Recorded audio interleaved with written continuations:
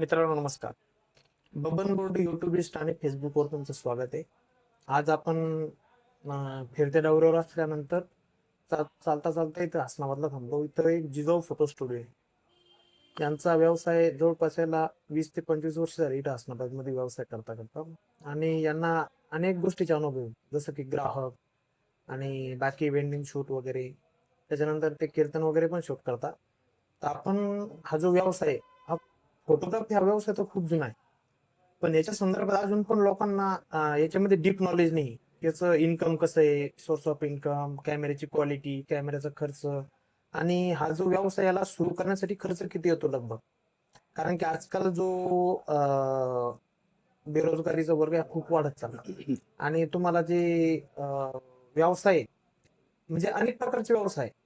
पण जे कमी खर्चामध्ये पण बजेटनुसार एक सामान्य माणूस जे मिडल क्लास फॅमिली मधला एखादा मुलगा जर व्यवसाय सुरू करतोय तर त्याला सुरू करण्यासाठी नॉलेज खूप महत्वाचं आहे. आणि काय आपण जो पैसा खर्च करतो तो व्यर्थ ना जावं, कारण की आपल्याकडं इन्कम नाही राहते. त्यासाठी तुम्ही शून्यातून जर तुम्हाला व्यवसाय निर्माण करायचा आहे, सुरू करायचा आहे, तुम्ही फोटोग्राफी हा सुद्धा एक तुमच्यासाठी एक ऑपॉर्च्युनिटी म्हणा किंवा एक चॉईस म्हणा, तुम्ही याला निवडू शकता. तर आपण आज इथले जे मालक आहे, म्हणजे सगळ्यात महत्वाचं म्हणजे हा जो व्यवसाय इथं दोघं भाऊ लहानपणापासून व्यवसाय करताय फोटोग्राफीचा आणि प्रत्येक गोष्टीमध्ये सोबतच आहे. घरी वेगळे वेगळे येते पण इथं दुकानामध्ये सोबतच राहतात. त्याच्यामुळे यांच्याकडून खूप काही शिकण्यासारखं आहे समाजामध्ये. कारण की आजकाल बघतो आपण जे विभक्त कुटुंब पद्धती ही खूप वाढत चालली. जी आपली संयुक्त कुटुंब पद्धती ही खूप म्हणजे रिअर केस एक दोन गावातून एखादी दोन राहती, तर त्यातला हा एक प्रकार आहे. तर यांनी जो व्यवसाय थाटला इथं त्याच्या संदर्भात आपण यांच्याकडून माहिती घेणार आहोत. आता ते दोन भाऊ आहे, पण आता एक भाऊ कॅमेऱ्याच्या पाठीमागे आहे आणि एक कॅमेरा समोर आहे. त्याच्याकडून आपण फक्त एका जणाचाच इंटरव्ह्यू घेणार आहे. बाकी तुम्हाला मी त्यांचा फोटो वगैरे अधूनमधून टाकण्याचा प्रयत्न करेन एडिटिंग मध्ये, जर त्यांनी आपल्याला एडिटिंगसाठी मदत केली तर. नाही तर आपण तर नॉर्मल एडिटर आहे ना, आपण काही एवढं हाय काही नाही.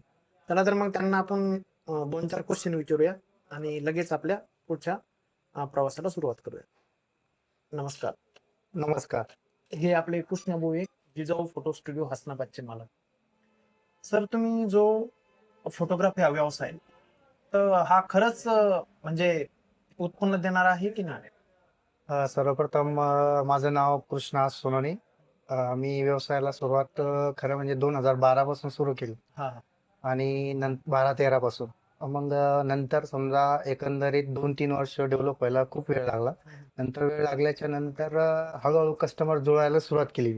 नंतर सुरुवात केल्याच्या नंतर पहिली स्टार्टिंग म्हणजे मी एकच कॅमेरा घेतला. एका कॅमेऱ्यावर हळूहळू ग्रोथ करत गेलो होती. नंतर हा व्यवसायामध्ये इन्कम आहे, पण इन्कम कसं आहे, प्रॉफिट म्हणजे एकदम प्रॉफिट नाही येणार. स्टेप बाय स्टेप कस्टमरला क्वालिटीनुसार त्यांना काम द्यावं लागणार. त्या हिशोबानं प्रॉफिट आहे याच्यामध्ये.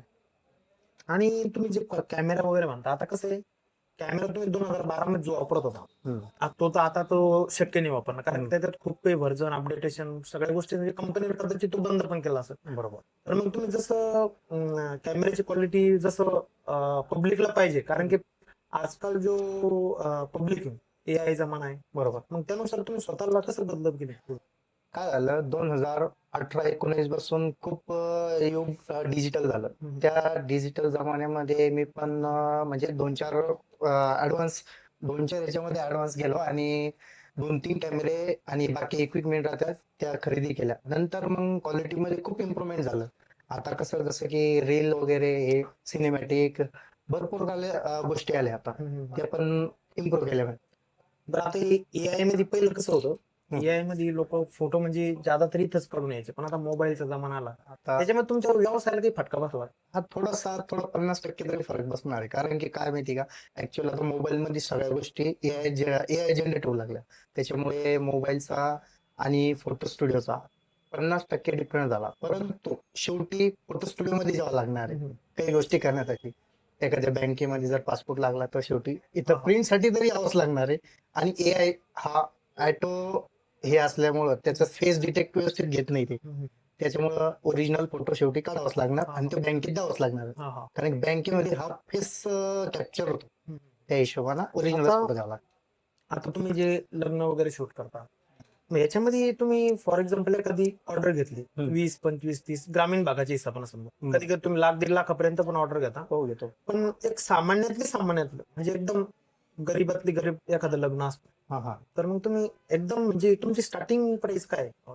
तसं नाही. कस्टमरला कसं आहे माहिती आहे का, कस्टमरची रिक्वायरमेंट काय आहे, हम्म. रिक्वायरमेंट नुसार आपल्याला बजेट द्यावं लागतं. हम्म. त्या हिशोबाने आपण टीम तिथं टाकतो, त्या टीमच्या हिशोबाने काम करून घेतो. हम्म. काही ठिकाणी आपण स्वतः सुद्धा जातो, म्हणजे कस्टमरला हे कसं आहे, कस्टमरचं बजेट कसं आहे, त्या हिशोबाने आपण टीम नुसार पण काम करून घेतो आणि आपण पण स्वतः काम करतो.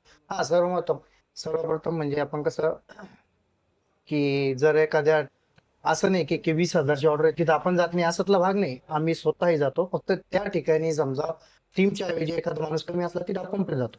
असं. आता याच्यामध्ये कसं आहे, तुमची चेन सिस्टम, जसं तुम्ही फक्त फोटोग्राफी करणार, व्हिडिओग्राफी करणार, एडिटर दुसरा करणार, किंवा फोटोचं जे एडिटिंग आहे तुम्ही कधी कधी तुम्ही पण करता आणि जास्त लोड दुसऱ्याला पण देता.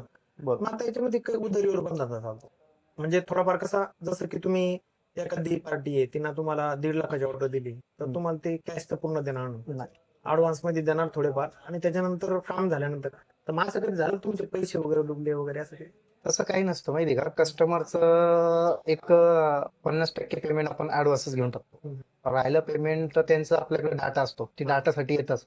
काही काही 10-20% लोक सोडले तर ते आहे समजा, पण मग आपलं 50% प्रॉफिटचं येईलच राहतं ना आपल्याकडे. त्याचा डाटा आपल्याकडे असतो, त्यांना इंटिमेशन द्यायचं 1-2 महिन्यानंतर, कालावधीनंतर त्यांना सांगायचं बटन, नंतर डाटाची जबाबदारी आमची राहणार नाही. डाटा किती दिवस सेव्ह करून ठेवतो तुम्ही लोकांना? त्याचं कस्टमरनं आपल्याला पेमेंट किती टक्के दिलं त्याच्यावर डिपेंड करतं. तर कस्टमरनं जर 80% पेमेंट द्यायला असलं तर आपली प्रायोरिटी आहे की आपण आपलं डाटा त्यांचा सेफ ठेवायला पाहिजे. 20% पेमेंट आलं की त्यांना देऊन टाकायचं. बाकी तुम्ही जे नवीन जनरेशन, त्याला काय सांगणार की बा व्यवसायात यायला पाहिजे की नाही यायला पाहिजे? व्यवसायात कसं आहे माहिती आहे का, व्यवसायात माणूस महत्वाचा आहे. माणूस म्हणजे कसं, आपल्याला सवय काय इतर गोष्टीची, म्हणजे आपण खर्च किती करतो आणि इन्कम किती करतो. सरासरी आपण 100 रुपये जर कमवत असेल, जर 120 खर्च होत असेल, तर ते आपल्यासाठी परवडण्यासारखं असेल. हा, आपण इथून जर 200 कमवत असेल, 100 खर्च होत असेल, तर मग ठीक आहे, मग व्यवसायात येण्यासाठी चांगली गोष्ट आहे.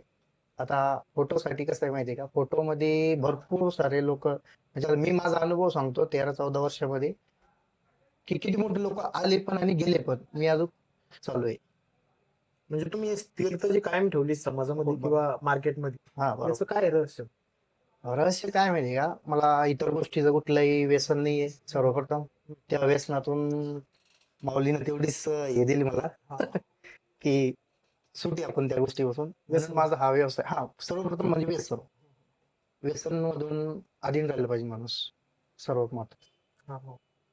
बाकी तुम्ही जो आमच्या चॅनलसाठी जे अमूल्य वेळ दिला, त्याबद्दल बबन बोर्ड युट्यूब चॅनलची टीम जी आहे ती सदैव तुमचा आभार आहे. चला तर मित्रांनो, धन्यवाद. तुम्हाला हा आणि video Jijau photo studio Hasnabad, नवीन यांचा ऍड्रेस ऐकून घ्या एकदा. Jijau photo studio Hasnabad. Mobile number mobile number 97 64 70 97 68. काही फोटोग्राफी, वेडिंग, सिनेमॅटिक असे प्रोग्राम केले जाते. अजून काही तुम्ही दुसरं काही ग्राहकांना अट्रॅक्शन करण्यासाठी काही उपाययोजना असल्या का, काही सूट वगैरे? सूट वगैरे ते काळ आणि वेळेनुसार ठरवले जातील ना. चला मित्रांनो, मग भेटू नेक्स्ट व्हिडिओ मध्ये. चला तर मग असेच नवनवीन व्यवसाय यात्री बबनवर किंवा युट्यूब चॅनल तर आहेच आपलं बबन बोर्डे, याच्यावर तुम्ही भेट देऊ शकता. चला भेटूया आपण नेक्स्ट व्हिडिओ मध्ये. तोपर्यंत रामकृष्ण.